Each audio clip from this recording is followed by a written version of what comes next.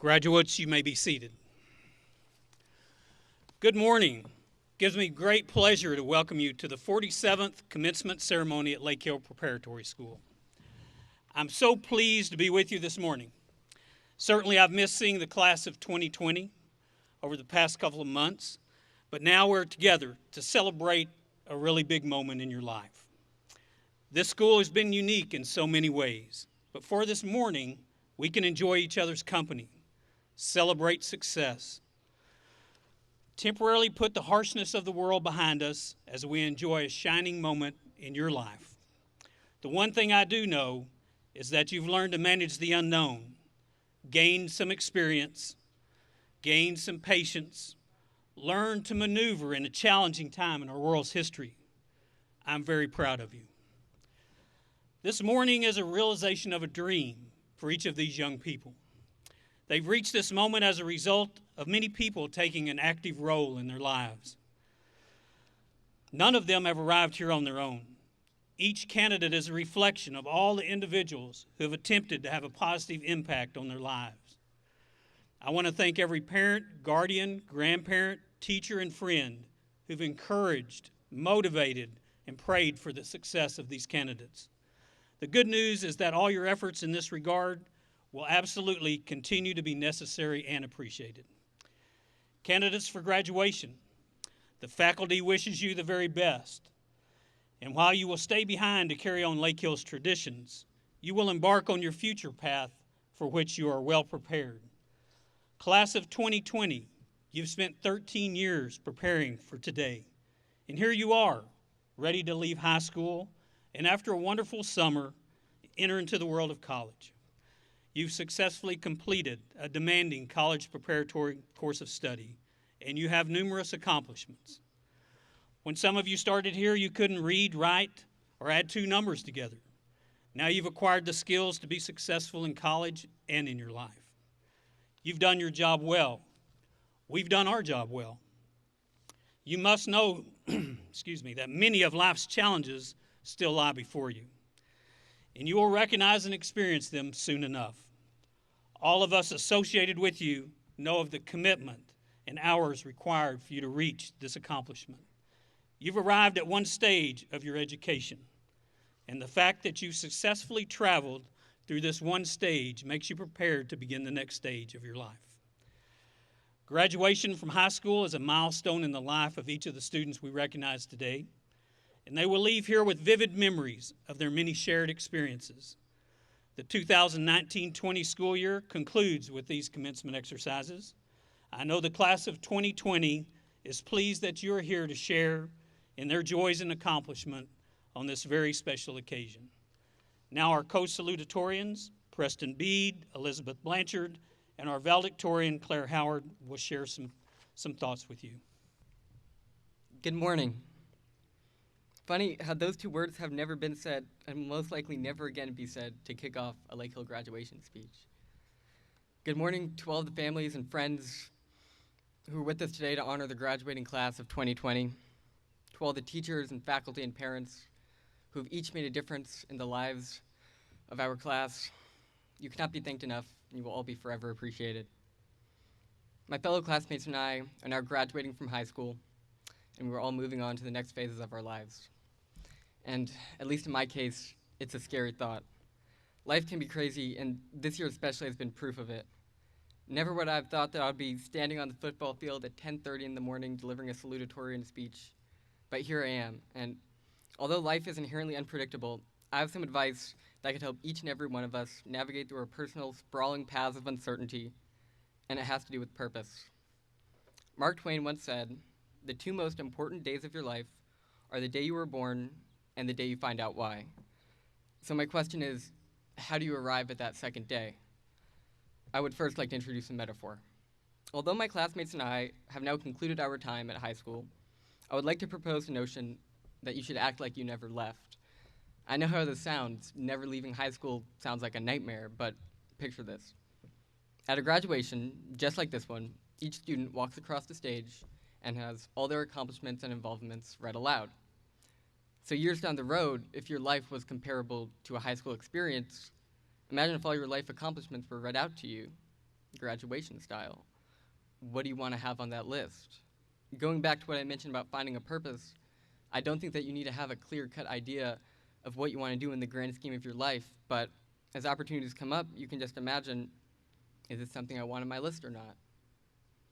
So I implore you all to treat life like a high school experience, and may you make some good friends, do some enriching extracurriculars, earn some honors, and graduate well. My next point relates to change, a topic really relevant to the world around us right now. Change is something that human beings are naturally resistant to, and this is for good reason.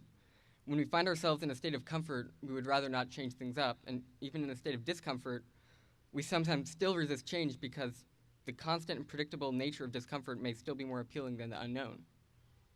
3 summers ago, I moved across the country from Idaho, leaving behind the home and school that I'd grown up at since childhood, and it's no surprise that I was reluctant about the situation. I had no intent of venturing into the unknown. But I found the tremendous importance in accepting change. And while I'm not saying to embrace a bad situation, I think that it's good for everyone to accustom themselves to the idea of change, especially with the mindset that you can come out on top of whatever situation life throws at you. I know how easy it is to be a pessimist. Expecting the worst sounds like the perfect stance to have. When things go bad, you were right from the start, and when things go good, it's a pleasant surprise. I thought this way for a long time, but simply having confidence in any given situation can go a long way, and expecting the worst can be very detrimental to your attitude. It's important to accept change and keep an optimistic outlook. So, you may ask, how does this help me find my purpose? Well, in my opinion, there is no holy grail of life purpose, but instead, I believe that your sole focus should be about making yourself as happy and fulfilled as possible. A lot of people live their lives aiming to seek validation from others, but I don't think it provides true meaning or purpose. But from a young age, we are programmed, if you will, with this mindset. Parents reward their children for being obedient. Schools reward their students for getting good grades. I mean, that's the reason I'm standing before you right now. You get praised when you get a new job or promotion, and you get a raise for a good annual performance. But praise and validation are nice feelings, but you should really focus on making yourself happy rather than being concerned with what other people think. So here's some things to think about. If you never had to earn another dollar in your life, what would you do? Maybe your first thought is a beach vacation or something of that nature, but after a while you become restless and bored and want to seek out more. So if you had all the time in the world and you still had a steady income, what would you do? What would you learn? Where would you go? What would you create? Here's a more interesting one. What are the tedious, difficult things that you would still do even when given the choice not to? I'll give you an example. In computer science, which I plan to major in, debugging and reworking code can sometimes be a chore, but if given the choice not to do it, I wouldn't take the offer. Because regardless of how tedious it is, the result of having a working program because of my effort makes all the trouble worth it. Think of all the difficulties and labor involved in caring for a baby, but people wouldn't trade that experience for the world. What difficult things are worth it to you? Going back to Mark Twain's quote, I think I disagree. There aren't only 2 important days in your life, but many. Every single day that you are making yourself happy and following your purpose is important, and it's your purpose to make sure that you get as many of those days as possible. Thank you. Excuse me, it's very bright out here, and I have sunglasses. Hold on. All right. Good morning, ladies and gentlemen, family and faculty, and everyone else watching on Instagram stories and Facebook Live. Welcome. I'm Elizabeth Blanchard, and I'm incredibly honored to be standing before you with at least 6 feet in between all of you. I hope you know that by attending this graduation, that you are paving history, whether it is physically or virtually. For what I see on social media, most schools are not holding graduations like ours. So we mark the few in history to hold an in-person graduation of this manner. But enough of the formalities. I'm going to be completely honest with you. I had no idea what I wanted to write my speech about until the night before I had to turn it in. I had many ideas for my speech. One was to sing a song. However, I realized that it is 10:17 in the morning on a very hot, humid June morning in Texas. Sorry, Mom. is not the ideal situation. I sang in that box one time, and that's enough for me. Another was reading selections from my commencement speech that I wrote in Mr. Haygood's class at the beginning of the year. Then again, I doubt people want to hear a commencement speech written from the point of view of the Chuck E. Cheese's employee inside the hot, humid Chuck E. Cheese costume. Looking back on it, I really should have gone with that one. Nevertheless, I figured that not reading those speeches was for the best, even if those ideas, especially the Chuck E. Cheese one, had some merit to them. I was stuck at a metaphysical crossroads, a liminal space, if I may, between several potential ideas and the one idea that would become my speech. So I did what any normal teenager would do and Google it. I watched several YouTube videos of salutatorian speeches, but I wasn't inspired by them.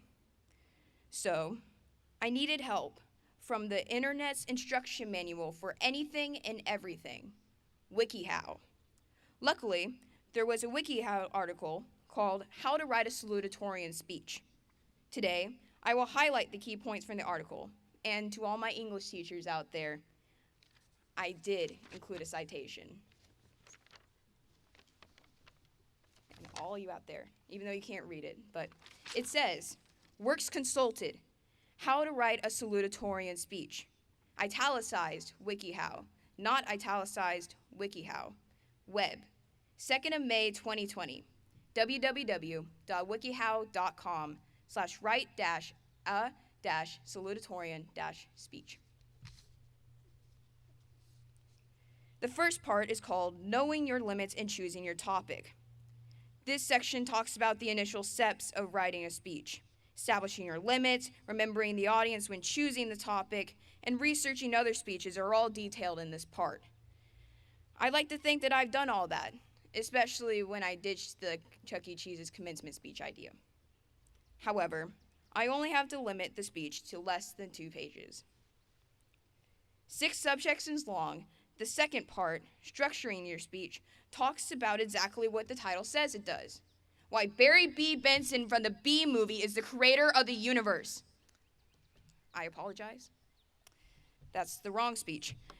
Anyway, this section is actually about how to write a salutatorian speech and the structure within it. You know, introducing yourself, telling a story, and reflecting on the past, all while bridging together topics using verbal cues. Speaking of bridging, the next part is closing the speech. As I am nearing the 2-page limit, I'll come back to this one in a minute. The article ends with the final part, editing the speech. And by this point, this part is pretty irrelevant because I'm standing before you giving the speech right now. Anyway, that's the highlights of the WikiHow article. I would like to say that I stuck to the article pretty well. Except for one thing. I'm sure everyone's asking, where's the reflecting on the past part? Well, I'm sure you weren't, but one of the biggest lessons I learned in high school was to ask for help. When I came to Lakehill in 9th grade, I was surprised with the amount of support available to me. Once I finally pushed aside my pride and the idea that I can't do everything by myself, I started asking for help. I asked my dad to help me get to an early morning volleyball practice because I couldn't drive yet. I asked my mom to help me memorize my lines for the upcoming musical because it's hard running lines with one person. And I asked my brother to help me when my laptop wouldn't turn on because I'm horrible with technology. Even though he would tell me to just Google it, I still asked. The support did not stop there. The teachers and the administrations always made help available to me, from needing help with my college essays from Miss Dondis to understanding why 12 minus 4 is not 18. Thank you, Miss Rutherford. And don't worry, if you didn't get that, it took me a minute too. I cannot stress enough how much I have to thank everyone for the support they've given me. I would not be here without it. All in all, don't be afraid to ask someone for help. It doesn't matter if you ask your friends, your teacher, your family, or even WikiHow. All that matters is that you had the strength to throw away your pride and just ask. Thank you. Good morning, and on behalf of the class of 2020, welcome family, faculty, and any friends watching from home. Before I begin, I would like to thank the unsung heroes during this time. Administration for accommodating us to hold this ceremony. Thank you. Teachers for continuing lessons via Zoom. And any essential workers and healthcare workers here at home, we salute you all. Graduates, we finally did it. We started high school as freshmen dreaming about graduation. Believe me, if you ask any teacher, we've had senioritis since our sophomore year. With all that's been going on these last few months, it's absolutely incredible to be here today. I look out at all of you, and I see the friends I've grown up with. Friends who have seen me at my most awkward phases. And I've seen you all, running on 2 hours of sleep, fueled by 4 shots of espresso and sheer willpower. Remember in 2014 when we thought Ebola was the greatest problem? Well, here we are in the middle of a global pandemic. I cannot be more proud and grateful to be a part of this courageous and tenacious class. Our presence here today is a testament to both our strength and our determination. We have navigated more uncertainty and difficulty than many do in a whole lifetime. But it has been perseverance and community that will get us through this. And that is what I'd like to discuss today, community. Much to my teacher's dismay, I won't remember how to calculate an integral or find the gross domestic product, whatever that is, or analyze the rhetorical devices of a speech. You know, things people do every day. However, I will remember late night Whataburger after softball and football games, blasting music and screaming "Since You've Been Gone" on the cheer bus, and nearly getting stung by a stingray on the biology trip, and then Mr. Holman taking pictures of that stingray. Truth be told, I'm scared to enter the real world as if the last 18 years have been a practice round for all of us. As you all know, I have no navigational skills. I don't even know how to pay my college tuition. But most of all, I'm terrified to move 1,003 miles away from home and away from all of you. I crave the familiarity and security offered here at Lakehill. But we all know that it's time to say goodbye to the people who have been with us for the last 13 years and people who have pushed us to be better people. I will forever hold with me these memories and the experiences that have changed us as individuals. I can joke about how ready I am to begin the next 4 years of my life and never look back, but that would be a distortion of the truth. Without coming to Lakehill, I wouldn't have met some of the best friends in my life and teachers who challenged me as a student. I would not be who I am today without knowing all of you. But we have no control over what happens around us. We have no say in what happens, when it happens, or who it happens to. Being here in a time of both fear and injustice is proof. However, we do have power over one thing, and that is us. Leading a life we're proud of is within our control. You have all taught me to live a life of intention and purpose. I have become more aware of what is worth my energy and to not occupy my mind with things that I cannot control. You may be familiar with the Serenity Prayer. God, grant me the serenity to accept the things that I cannot change, courage to change the things I can, and wisdom to know the difference. I have strived to live my life by this saying. Happiness is often one choice away, but I have also accepted that God or the universe or whatever you believe in often chooses different plans for our higher good. Because we have all been together, relying and supporting one another, I love who I am and who I have become. And I hope you all are too. We are already where we are supposed to be in order to become the person that we must be to create the life we want. We are already creating new traditions today on this football field. It will definitely be quite a story to tell our kids that we graduated in the middle of a pandemic. It's okay to accept that our lives are going to change in college, and yes, it's terrifying, but it should also be exciting. I cannot wait to see what events will occur in the coming months, and eventually see what careers you all pursue.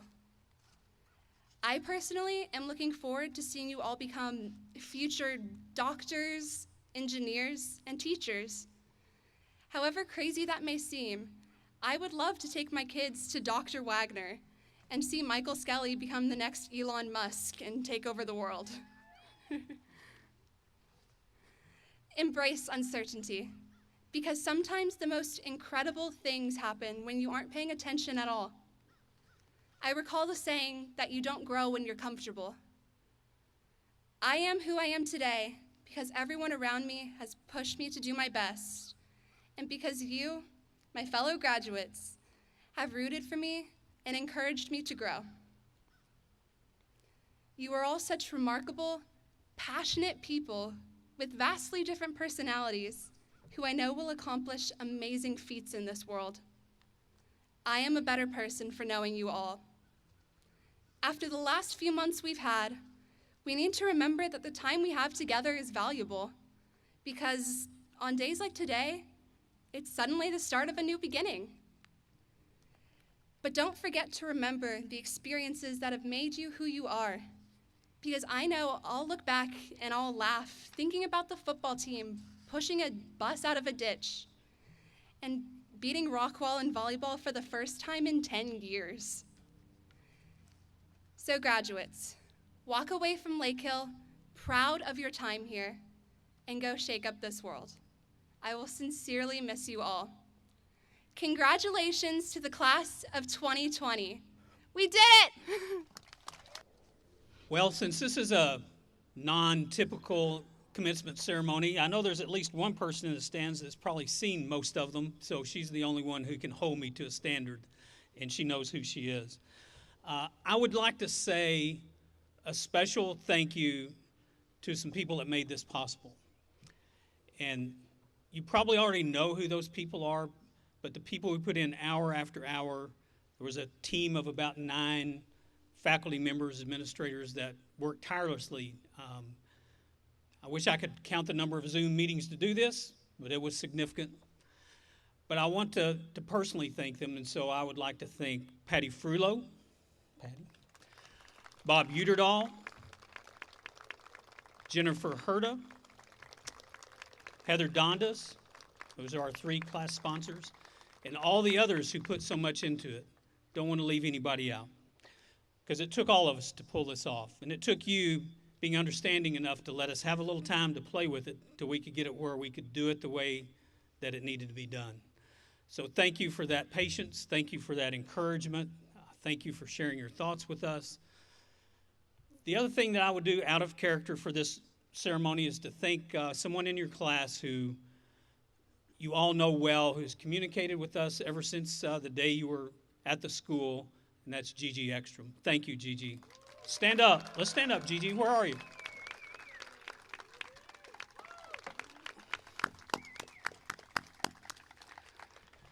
Okay, so that's the little bit of informality I get to have. This year seems especially the year for a medical professional to deliver the commencement address for the class of 2020. Dr. Granger Scruggs is a Dallas native.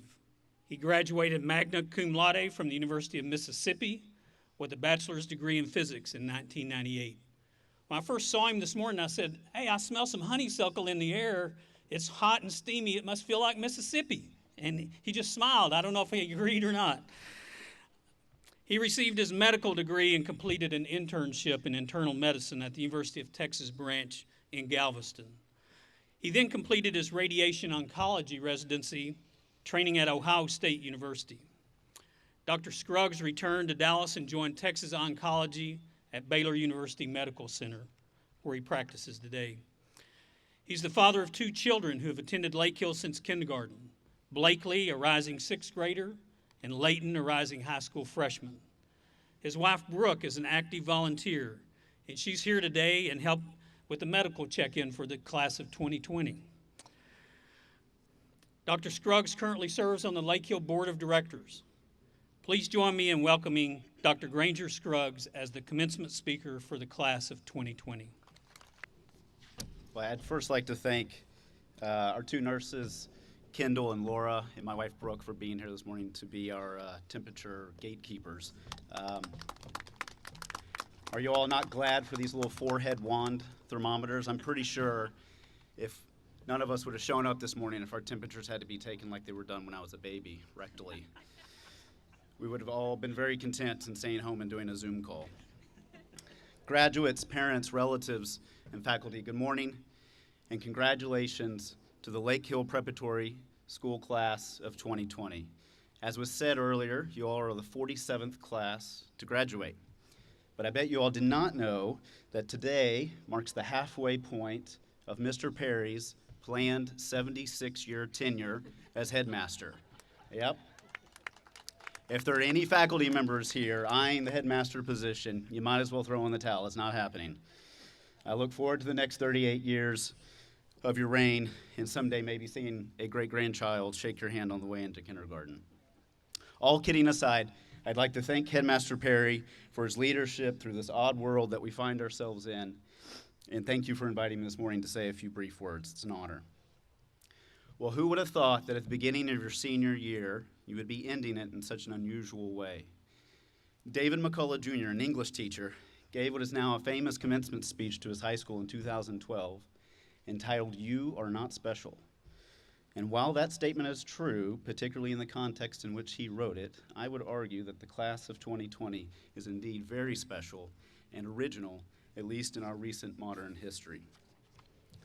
So while COVID has forced us to wear face coverings that mistaken us for unintelligent burglars, to douse ourselves in sanitizer every chance we get, to feel that dreaded millisecond of anticipation of a small electronic device telling us whether or not our body temperature is acceptable, standing the obligatory 6 feet away, teaching online, learning online, canceling prom, canceling athletics and theater. This event will indelibly imprint in your memory, our memory, and make you and all of us stronger. Graduates, I know you would have much preferred to finish your senior year in class, having prom, competing in sports, performing on stage, but you will always at least have a very memorable story to tell your children and grandchildren that none of us can. I guarantee you that everyone else here had a rather typical, probably lackluster senior year that they can hardly remember. The last few months have been difficult, and COVID has reminded us of our vulnerabilities and how fragile life can be. It is how we manage those vulnerabilities that make us who we are. When you're thrown into the fire, you fight. It is these instances of struggle that bring out our resilience and ability to persevere. As you move on to college, graduate school, your career, you will always encounter episodes or moments of difficulty. Some will be brief, some will be prolonged, some will be of great magnitude, others will be less. Regardless, you will learn and grow from them. I'm sure you all know the famous poem by Rudyard Kipling entitled If. He wrote it for his son, and in part reads, and I've changed it a little bit, "Keep your head when all about you are losing theirs and blaming it on you. Trust yourself when all men doubt you. Wait and not be tired by waiting. Dream and not make dreams your master. Meet with triumph and disaster and treat those 2 impostors just the same." The first time I gave a talk to a large audience, I was in college. I was in a foreign country, and my audience consisted of a few hundred surgeons and other healthcare workers at a medical conference. They all clearly had much more knowledge about medicine than I did. On top of that, I had only become aware that I was giving said talk on the plane ride over to the conference about 36 hours prior. To this day, 20 plus years later, I can still vividly see myself on stage, shaking and nervous. I was absolutely terrified. I remember looking into the audience and seeing everyone's eyes have this sense of confusion and bewilderment, wondering, who is this young, scrawny kid up on stage? Surely he is in the wrong place. I also remember looking down the front row and seeing my mentor there, giving me a little nod, acknowledging that he knew I could do it. It was either that or he was rocking back and forth, praying that I wouldn't screw up. Being thrown into that fire and pushing through gave me self-confidence. Fast forward a few years, I finished medical school, and my first rotation as an intern was in the ICU. A fast-paced kind of life and death environment compared to other rotations. I had many sleepless nights, and I would second-guess myself on decisions that needed to be made for patients. But I came out the other side understanding the importance of staying calm. I also learned that ICU nurses know a hell of a lot more than first-year interns. Both of those experiences taught me that if I could simply stay focused, look forward, remain calm, I'd be able to see my way out of the fire. If you can keep your head when all about you are losing theirs and blaming it on you, if you can trust yourself when all men doubt you. Regardless of what you aspire to be, take your time, be methodical. Some professions like mine indeed take many years of formal education, and delayed gratification is an important element to finish. But if you really think about it, almost every aspect of life, school, work, relationships, hobbies, they all require some degree of delayed gratification to truly be successful.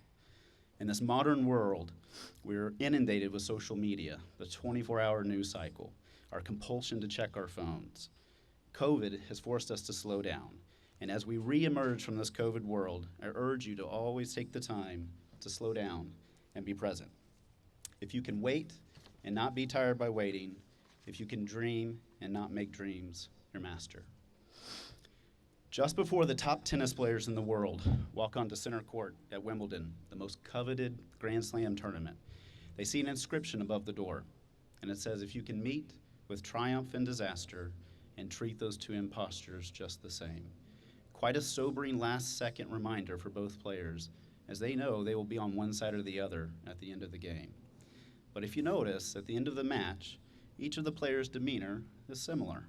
Yes, of course, you can see the excitement of the winner, the disappointment of the one defeated. But when they get up to speak to the crowd, they congratulate each other, they're respectful of each other, and more often than not, the victor tells the other that he or she one day will be in the winner's circle too.